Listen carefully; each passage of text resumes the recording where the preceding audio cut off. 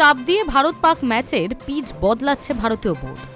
বিস্ফোরক মন্তব্য করে বসলেন পাকিস্তানের প্রাক্তন অফ স্পিনার সাকলাইন মুস্তাক।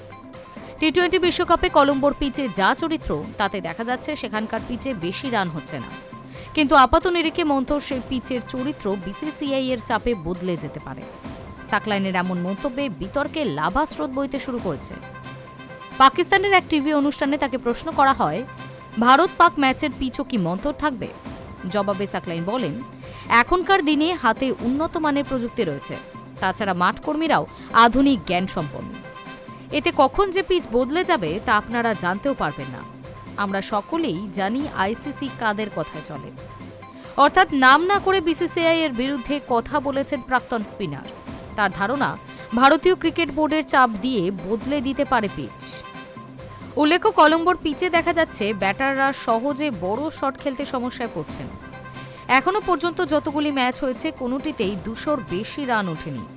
এই বিষয়টি মাথায় রেখে দিল্লিতে অনুশীলন করেছেন সূর্যকুমার যাদব, অভিষেক শর্মারা।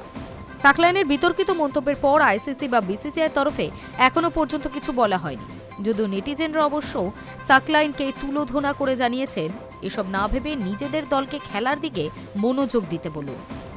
তাছাড়া পাক দলের সিদ্ধান্ত নিয়েও মুখ খুলেছেন সাকলাইন। তার কথায়, ভারতের বিরুদ্ধে নামার আগে আত্মবিশ্বাসী হবে উসমান তারিক, কারণ একটা ম্যাচেও খেলেছে।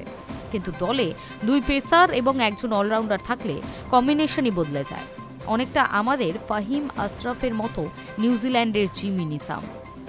কখনো 1 ওভার বল করে, কখনো 20তম ওভার বল করে। পাকিস্তানের হয়ে শেষ ওভারে বল করে তারিক, নওয়াজ, শাদাব, আবরার সফল না হলেও ফাহিম কিন্তু পেরেছে।